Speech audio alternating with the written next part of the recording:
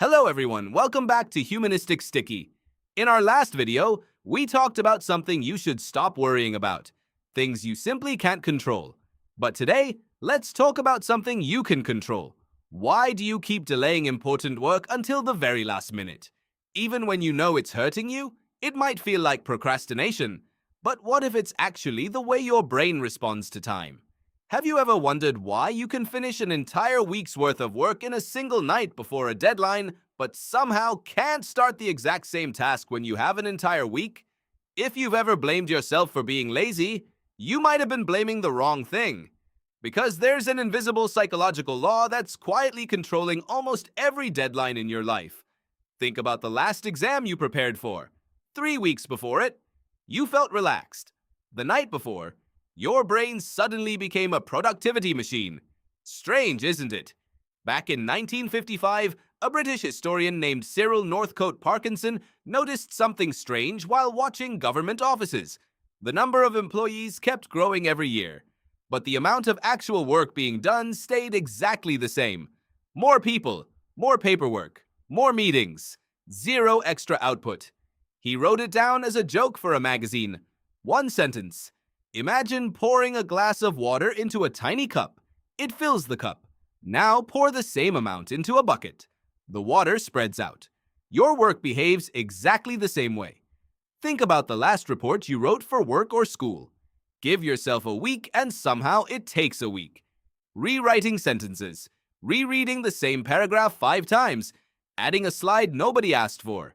Give yourself one evening instead, and the same report gets done in one evening.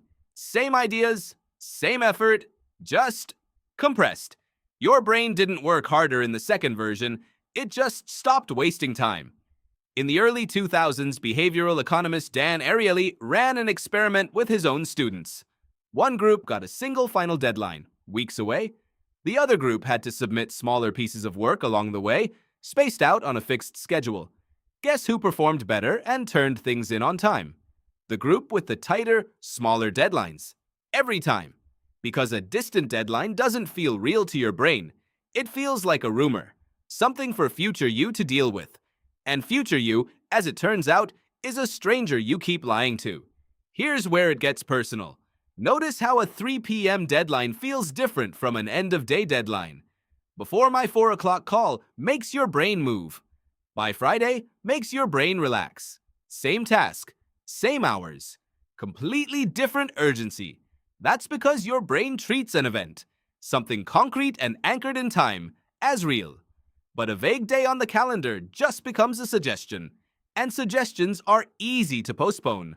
This is also why a 1-hour meeting somehow uses every single one of those 60 minutes, even when the real discussion could have wrapped up in 20. Ever noticed how meetings almost never finish because the discussion is over? They finish because the calendar says time's up. The clock decides, not the conversation. So here's the mirror moment. Right now, you probably have a task sitting on your list that's been due sometime this week. Notice how loose that feels. Now imagine the same task, but it's due before your coffee gets cold this morning. Feels different, doesn't it? The task itself never changed size. Only the box around it did. That's the strange twist hiding underneath Parkinson's joke from 1955. Work isn't a fixed amount of effort waiting to be finished. It's a gas. It fills whatever container you hand it. So the next time you feel buried under an impossible workload, ask yourself an uncomfortable question. Do I really have too much work? Or have I simply given it too much time? Because Parkinson's law doesn't steal your time. You quietly hand it over. And maybe the real deadline was never on your calendar. It was always inside your mind. Because most of the time, the task was never the problem. The deadline was. If you enjoyed this video, don't forget to like, subscribe to Humanistic Sticky, and I'll see you in the next one. Until then, stay curious, keep learning. Bye!